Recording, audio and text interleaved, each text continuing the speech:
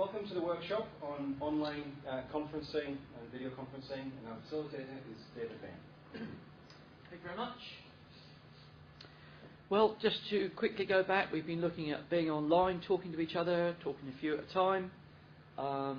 We looked at remote support, remote access.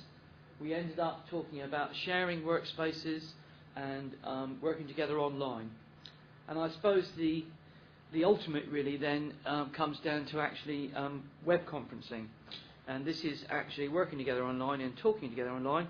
And I'd like to introduce you to Mr. Pete Bennett. Hello, Pete. Hi guys, can you hear me? We got him up. Not really. He does normally work in his dressing gown, but he was up today. So we can see you on the screen, Pete. Okay. And Pete, can you just like to explain what we're going to do? Yeah, we're going to do a demonstration really of how you can deliver a PowerPoint type presentation to, in this case, just a few people, but this could be extrapolated into hundreds or even thousands of people without needing to travel, without needing to leave home, without needing to book a conference venue. So we're doing this in a virtual environment. I'm sitting here right near Tower Bridge in the centre of London, which is probably a couple of hours drive away from you guys. But the point of the exercise really is to demonstrate that it makes no difference because we can have the same results. We're going to use our web conferencing solution to do that. Okay, and we're going to use basically a telephone and the web. So whereas some of the technology we've seen today might be a bit frightening to some people, talking about Skype and things like that, everybody's used a telephone. So a telephone and a web-based presentation should be fairly straightforward. So Pete, you've got an address for us to go to. Yeah, the address is www.OzonePresenter.com. Okay, so Eric and James are going to that. And then we've got an ID and a login.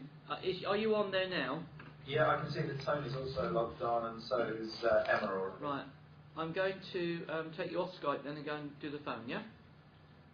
Okay, so you... Let's not muck about, eh?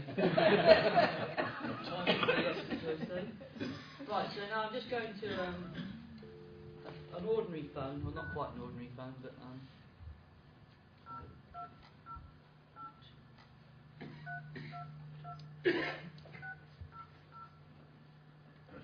so this is exactly what you will hear.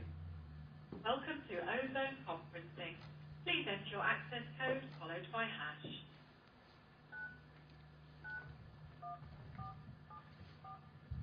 After the tone, please state your name. David Bain. David Bain. Has joined the conference. Hello David, how are you? Very well, thank you. I'm over the other side of the room now, so I'll have to shout. That's okay, I can hear you. Just ask everybody to say good afternoon. Good afternoon. See, theatre's not dead, I told you. It is afternoon, isn't it? I should really have got up a little bit earlier to do this, but yeah, good morning from me.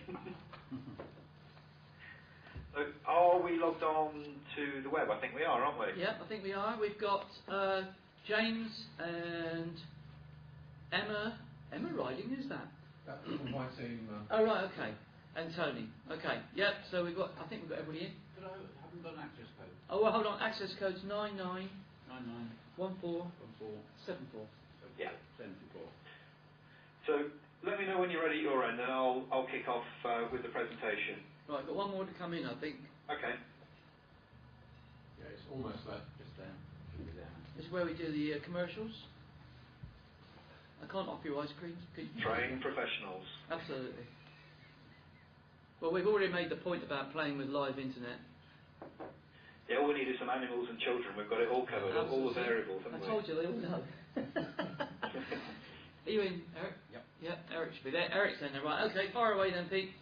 Okay, alright. So what I'm going to do is go through a presentation which I gave recently at the Barbican in London, which was to local authorities about how to cut transport emissions and save money. And before I start, I just wanted to sort of indicate the costs involved in doing that kind of face-to-face meeting. It cost me probably around £15,000 to do that 45-minute presentation. And the reason that I mention that number is just to say that doing this over the phone and the web would probably cost less than it cost me to park my car during that 45 minutes to deliver the presentation. So the cost savings are just enormous. So to go on to the next slide then, I'm going to flip this over here. Just a kind of general rule about the protocol for audio and web conferencing. Really the thing to think about is only one person speaks at a time, please. If we've got lots of people on the call, we haven't got that many today, but let's say we have 20 or 30 people on the call, then it can turn into chaos if everyone tries to speak at once. So if you think of me, if we were doing this in an interactive mode, as being the chairperson, the Speaker of the House of Commons, where I would speak and I would introduce people and let them have their say.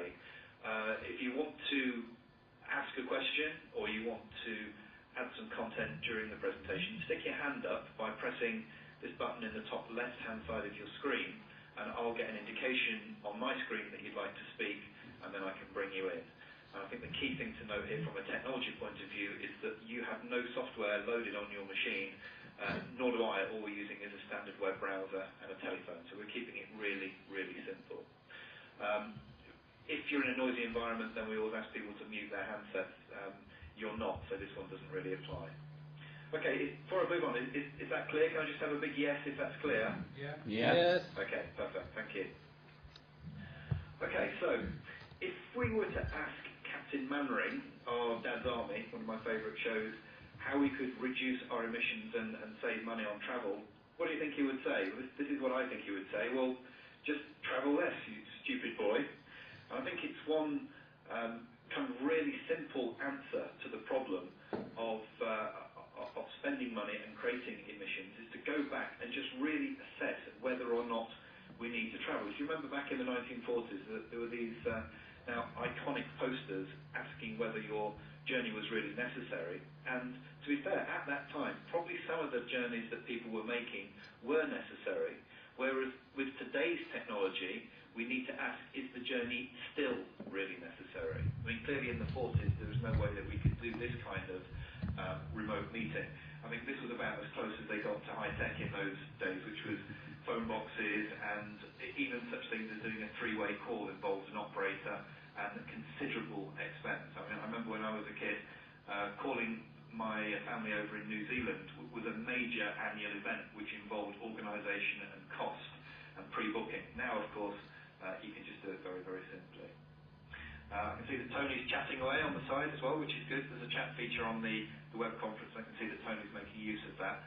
But you can see that we can collaborate over the phone and over the web quite simply now. And the technology which enables this is summarised as being low cost and easy to use telephone, web and video conferencing. And those two words, low cost and easy to use, or those two phrases, low cost and easy to use, are really key, because this technology has been around for quite some time. However, it's always in the past been very expensive, and I think easy to use is one of the biggest challenges which has been solved by the technology in recent years. You no longer have to book slots with an operator. You no longer have to limit the amount of time that you have allocated to a conference call to a specific time window. You can just pick up the phone, log onto the web, and use the service. So both of these barriers, both the cost and the complexity, have come down dramatically in just the last 5 years or so. So what I want to do then is just introduce the modern tools that we can use to collaborate. I'm going to start at one end of the scale with the most simple solution, which is phone conferencing, and then we're going to progress up through web conferencing, and then at the end we're going to talk a bit about video conferencing. There is huge confusion between what a web conference is and what a video conference is. Most people, when you mention web conferencing, immediately assume that you're talking about video conferencing. And there are some big differences in complexity, cost, and application, which I'll come on to as we go through the presentation. Okay, next slide. So, telephone conferencing. Absolutely everybody has at least one example of a telephone that they can get hold of and use is on a day-to-day basis.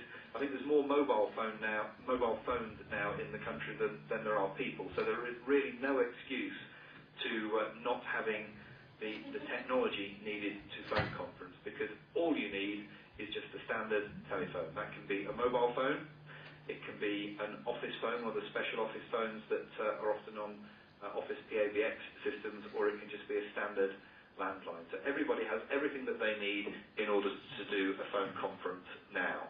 And we're actually doing it at the moment. You're listening on a star phone, but we can have people dialing in from all different types of phone from anywhere in the world on the same conference.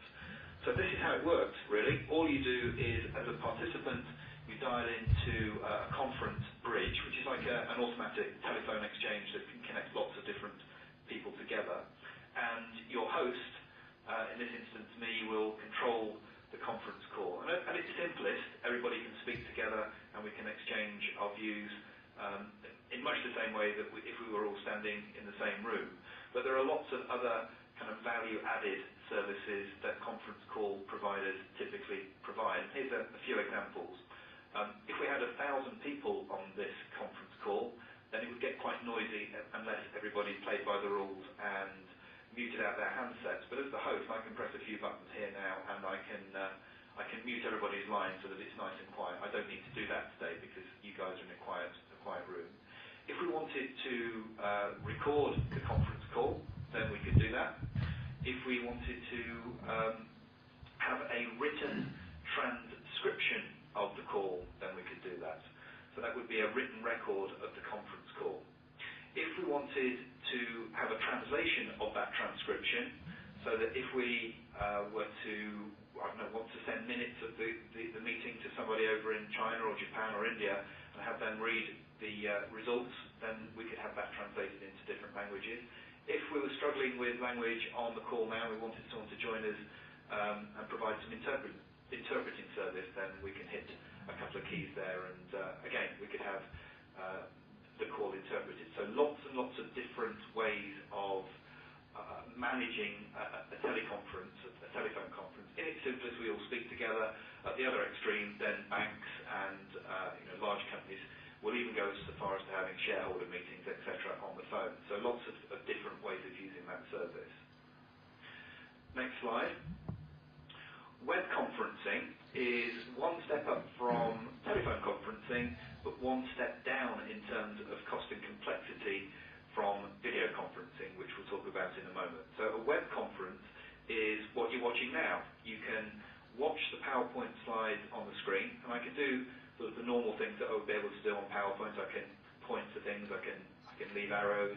I've got this little pen that I can scribble, and I can draw. And the key thing about web conferencing is that the only thing that you need for web conferencing is the phone to carry the voice and also a web browser. Critically, you don't need any software to be downloaded onto your workstation. And of course, in a corporate environment, that's important because a lot of corporates have their desktops locked down for security purposes. But also, if you wanted to use a web conference to do a sales pitch of your products to a wide audience, either in the UK or even globally, then you can say with a very high degree of confidence that your recipient will be able to watch your presentation without getting into what I call a science project by downloading software and having to install things on their machine, which the more people you've got involved in the conference, the more likely you are to have problems doing that. So that's web conferencing contrasted with telephone conferencing.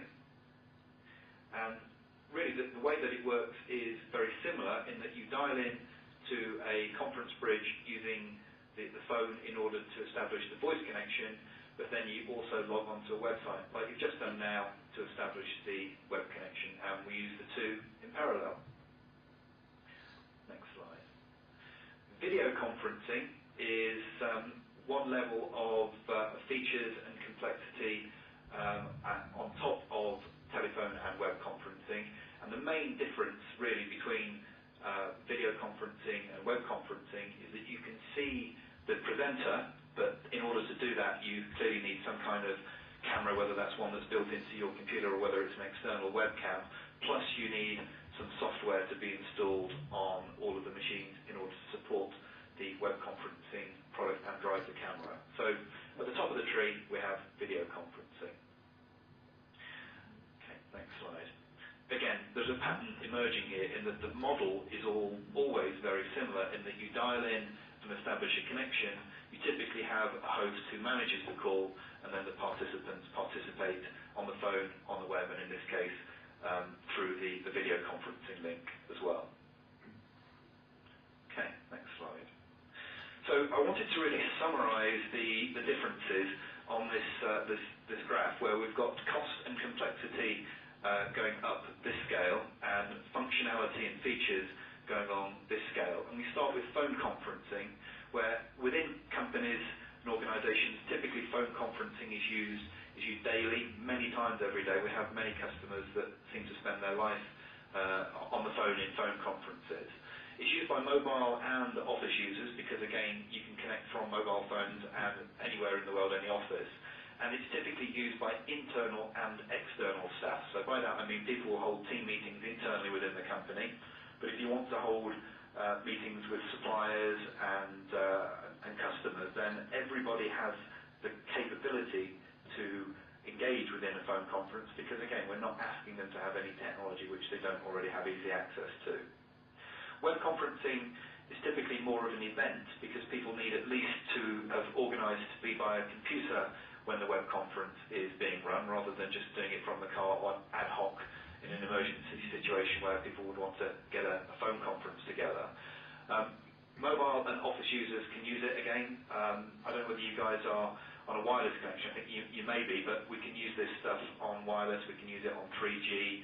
We can use it on pretty much any web connection. Because we're not putting a lot of data over the web and we don't have a lot of complex software, then believe it or not, even one of the old-fashioned modems, if you can remember those, will still work fine for web conferencing. I've actually done a web conference from a fishing boat in this, just off the Chinese coast using a satellite link, and the internet connection doesn't get any more ropey than that, but it worked just fine.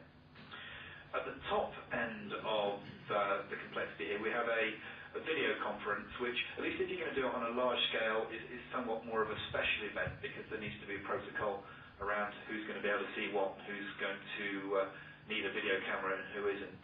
This can still again be used by mobile and office users, although I think it's fair to say that you would need to have a much more stable and higher bandwidth connection. So some of the modern 3G mobile connections will work okay with video conferencing as long as your provider hasn't locked that out. Some of them do. But it's typically the same kind of profile a bit further up the technology tree.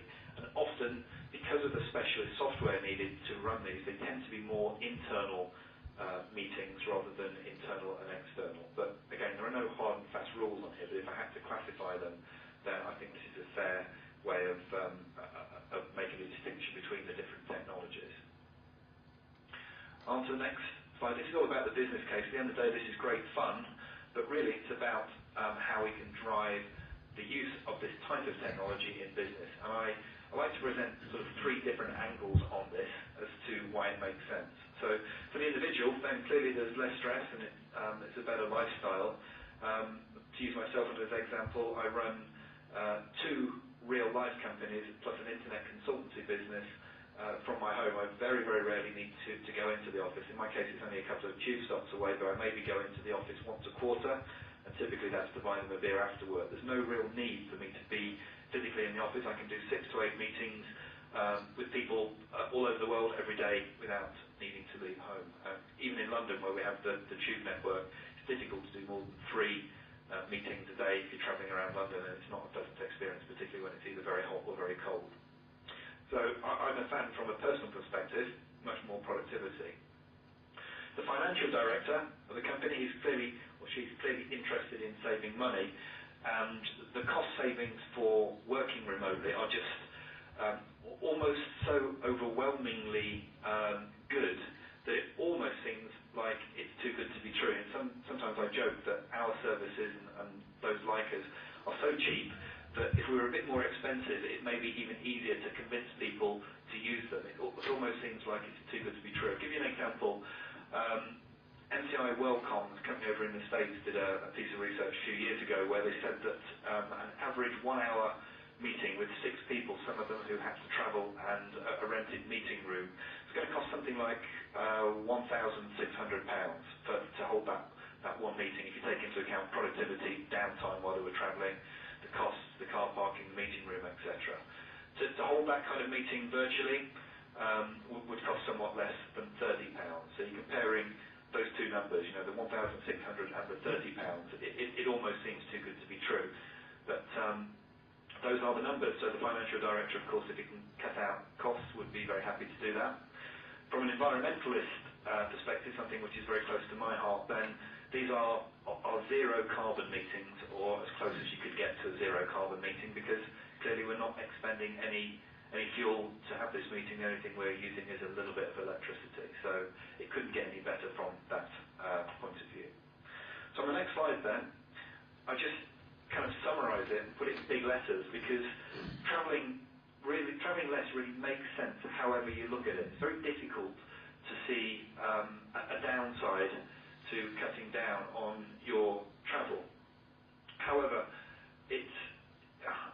I think, if I'm honest, I think our industry in the past has probably been guilty of being a little bit overzealous and saying that you can replace all face-to-face meetings with virtual meetings, whether that's video conferencing or any of the other technologies. But I personally don't believe that. I think that replacing some of the face-to-face meetings is better than replacing none of the face-to-face meetings. And meetings that should be done in person wherever possible, I think, are first contact type meetings. So if you're meeting someone for the first time, be that a colleague or a customer or a supplier, then it's worth going out of your way to have that face-to-face meeting so that you can establish trust and see the whites of their eyes and get to know them. But afterwards, there's no reason why you can't do regular status meetings or team meetings or touch-base sessions via the phone and the web. I mean, clearly, it just makes sense to do that. I've run projects with teams from all over the world in both Americas and Asia. The main challenge is not the distance, it's the time zone, but you could not possibly get those teams together for a face-to-face team meeting once a week, and you'd be actually struggling to do it within the budget, any more than once a quarter or so. So, let's be realistic. You can't replace all meetings, but you can replace some of them, and that's better than replacing none of them. So given what I've just said then, why isn't audio web and video conferencing used more? I mean, we spend our lives trying to persuade people to do what we consider is good for them and good for their business. So why are they not doing it anyway? Well, it's a question we ask ourselves regularly, and to bring my friends from Dad's Army back again, here are some of the objections that we get, and I'd just like to sort of counter some of those objections. There's a perception here still from the sort of general business community that it's going to be far too expensive, and there are players in the market which perhaps haven't adjusted their prices down in reaction to the technology moving on, but now it really is not expensive. Certainly not expensive if you compare it to the alternative. It sounds frightfully complicated. Again, in the past it probably was complicated. We used to joke that you need a degree in computer science to work this stuff, and luckily I have one, but most people in business don't. But nowadays, much like it's got a lot easier to use your PC, it's got much easier to use this stuff, and as we've demonstrated now, it's actually very, very easy. Panic, is that Jonesy there? Was that Jonesy with his panicking? Well, people will panic. If you enforce technology on them without any kind of support and training, then people are only human and they will panic. So we're saying if you're going to introduce these working practices, then do it slowly and do it gently and do it with the support of your vendor. Otherwise you may get a backlash. But what tends to happen is that people are a little bit wary to start with, and then if you go back a month later after the trial has finished or the pilot and you try and take it off them, then you suddenly finally get very possessive about keeping it. So it's a question of like introducing any new technology or working practice. Do it gently, do it properly with the right support, and you'll find that people will come with you rather than be against you. People are concerned about security. These systems now are very secure. I won't go into technical stuff on this conference, but the stock exchange range, and major companies will use this kind of technology now for shareholder meetings, and even lawyers use it for court hearings. So the technology has now moved on to the point where it is secure. And Pikey here with my mum says you shouldn't speak to strangers on the phone. Well, we agree. Don't. Make friends with them first. As I said before, get to know them, and then speak to them on the phone and start leveraging the technology so that you can use it to be more efficient once that relationship has been established. I'd like to draw to the close in a moment, but here's a few suggestions of how to use audio, web and video conferencing within your organisations. And I'm indebted to Tony here with his mantra of replacing 1 in 5 face-to-face meetings with virtual meetings. So here's some suggestions. Hold your next team meeting by phone. Give it a try, see how it works. If you find that it works, then you may very well find that becomes the preferred way of holding team meetings in future. I like this one because it works quite well. It's a good way of bringing up the subject. If someone sends you a meeting request on Outlook or via email, say, yeah, we'd love to have the meeting with you, I'd love to join, but would you mind if we tried holding this meeting virtually via phone and web? Very often people will say yes, it's just that they haven't thought of it and they're a bit reticent about trying it, but if you're prepared to spend a few moments talking them through it, then again, that very quickly becomes a preferred way of meeting once people understand that it's not that difficult and it leaves them a lot more time to be productive. Work from home 1 day a week, at least 1 day a week, and clearly if you work from home 1 day a week, then that is good for your 1 in 5 or 20% virtual meetings score. And this one's a bit cheeky. It can go one of two ways. If depending on your relationship with your boss, next time your boss says she'd like to see you in her office, well, suggest a video conference. And you can see me, what do you want to talk about?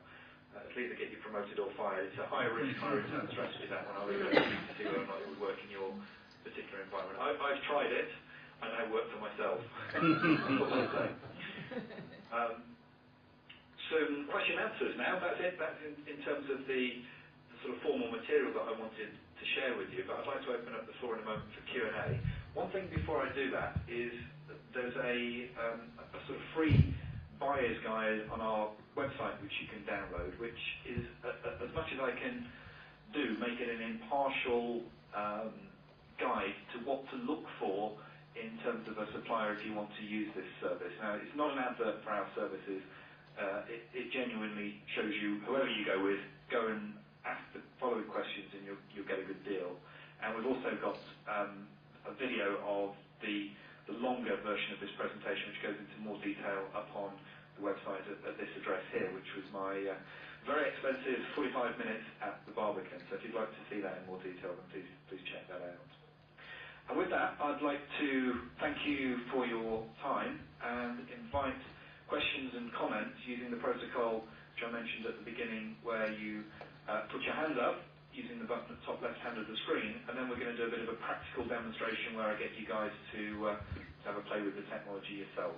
So any questions, please? Yes, Pete, would you like to show sharing with James? Yeah, certainly. I'll do that now. Shall I bring up Tony's presentation as well? Actually, that's a good idea. We'll just show you how we can change the presentation. Where it was. This is what was your presentation, Tony? What was it called? Strangely enough, very original, smarter working. It was what, sorry? Smarter working. Smarter working. We had it up a moment ago, didn't we? My apologies. I've got quite a lot of them loaded up. Just give me a moment and I'll pop it up on the screen for you. There we go.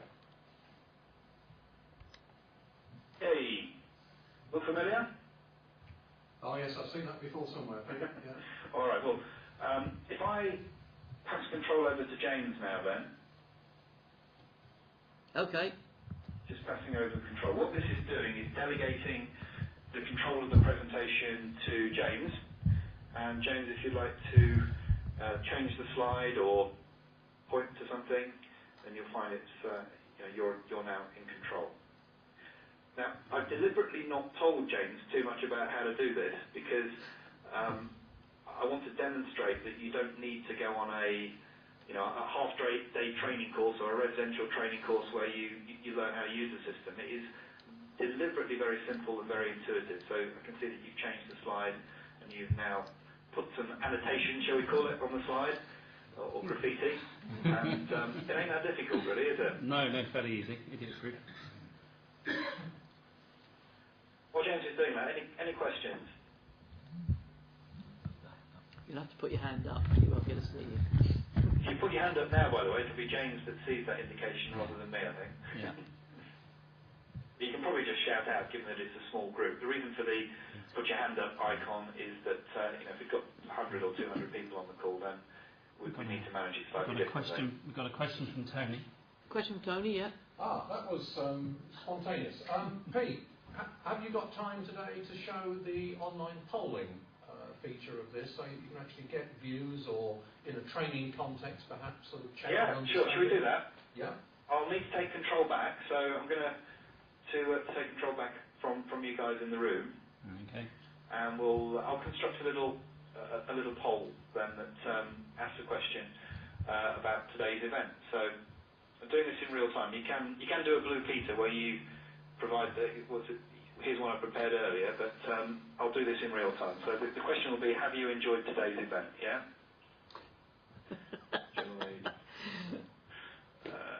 Today's. That's a closed question. It's a bit loaded, isn't it? Yeah. No, it's closed. Okay, so I'm going to do the poll. I've just left the standard yes and no answer on there, so if you'd like to place your votes. Yes. If anybody says no, you're in trouble. Yeah, but bearing in mind it's on camera. Okay, so I'm going to end the poll and share the results now. What a surprise. We seem to have a unanimous yes vote. Very good. Okay. I've put the results of the poll on your screens. Had the vote gone the other way, I may have chosen to keep that polling to myself and not shared it with the viewers. So you do have a choice. Incidentally, I will get a list as the host. I will get an email after that with how everybody's name, email address, and how they voted. So it's a very good way of finding out who your friends are. Any other questions in the room? Cost? Did I hear the word cost? Yes. Yes, you did.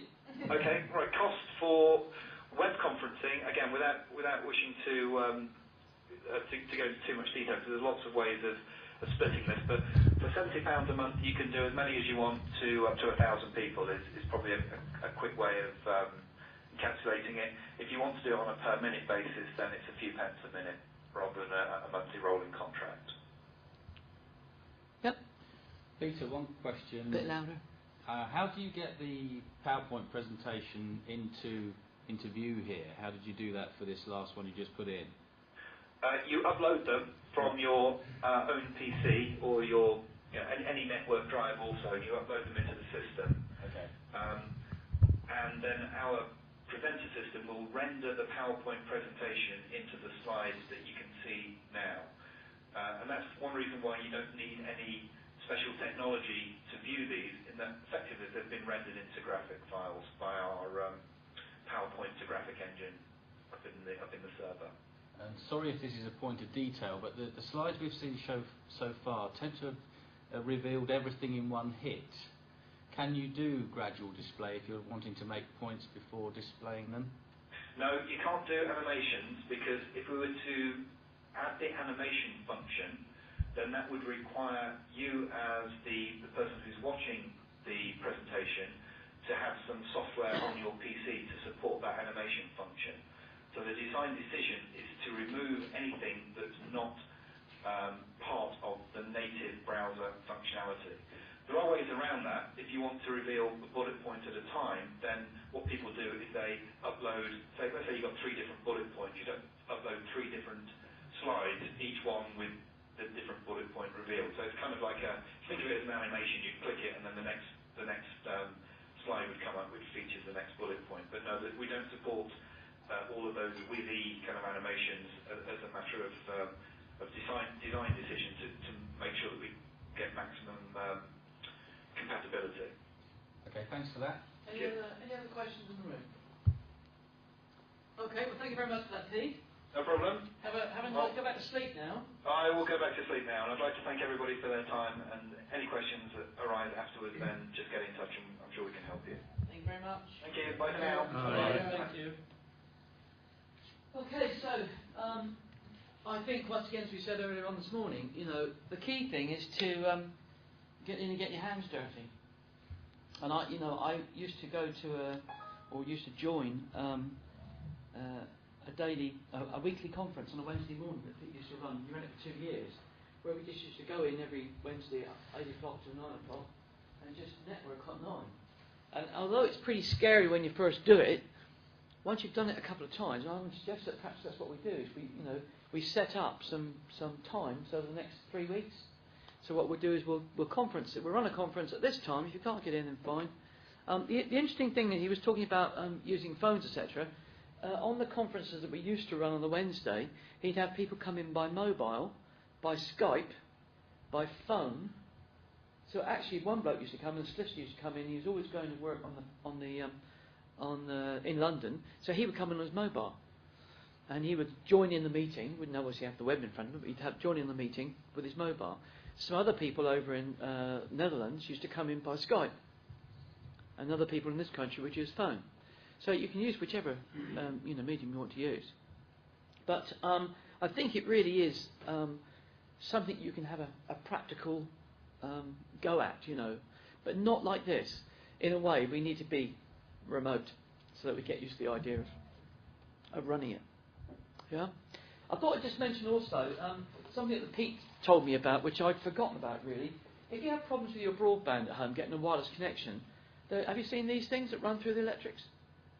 This is actually a network converter here. So what I do is plug this into the mains upstairs in my office where the internet is, plug in the Ethernet cable to connect up, and then take the other one downstairs and plug it downstairs, and then plug into there. And it can be any distance you like because it runs through the electrics. You have to be on the same circuit, but actually these work really well. And Pete uses it because he's in a shed at the bottom. I know it looked like an office, but he's in a shed at the bottom of his garden. So what he does, he plugs in this in the house and can get a very good signal.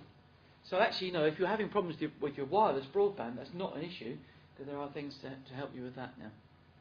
Can your neighbour plug in one of those and get your internet? No, he's not unless he's plugged into your electrics. But I had a client last year that we tried to do this on. He wanted to get the internet into his barn.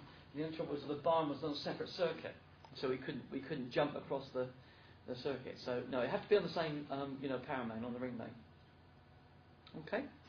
Any other questions about anything we've seen this afternoon? All happy? Yeah.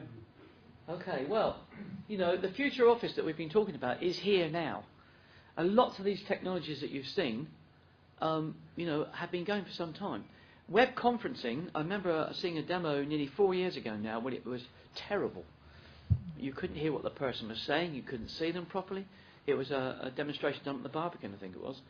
It was awful. Now you can see, actually, it can work very, very well. So I think, without more ado... Thank you very much, David. Over to you. Thank you.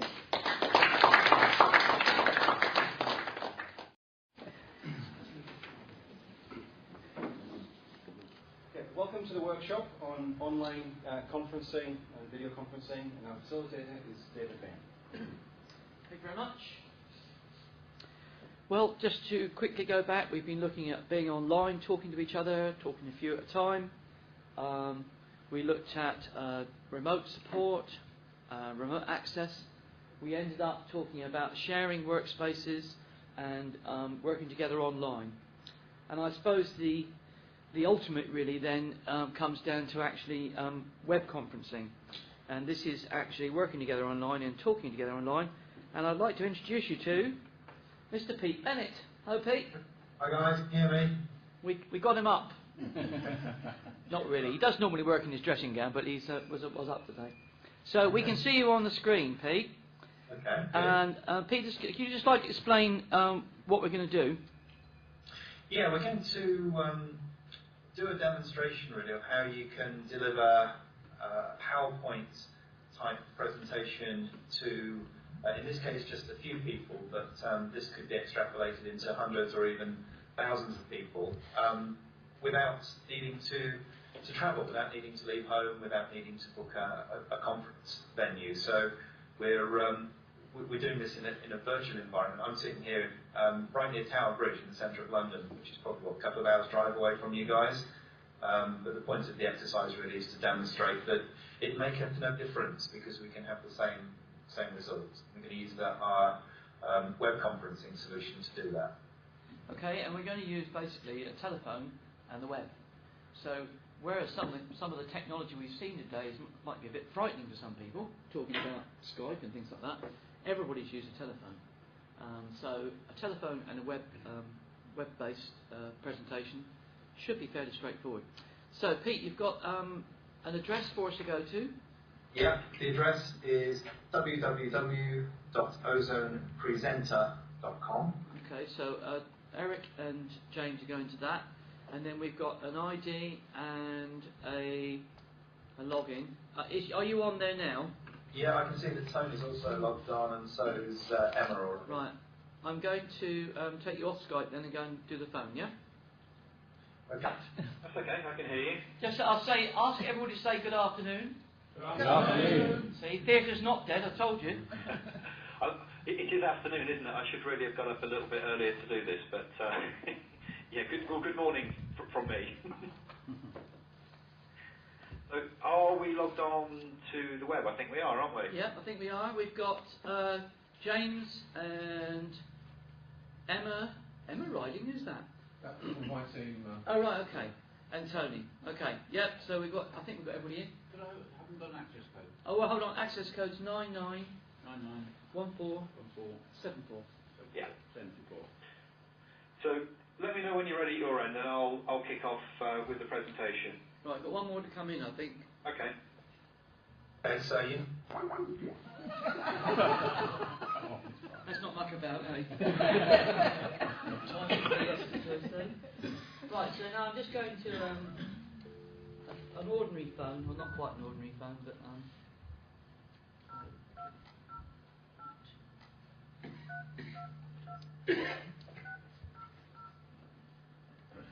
so this is exactly what you will hear. Welcome to Ozone Conferencing. Please enter your access code followed by hash.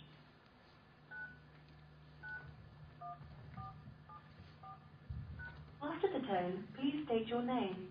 David Vane. David Vane. Has joined the conference. Hello, David. How are you? Very well, thank you. I'm over the other side of the room now, so I'll have to shout.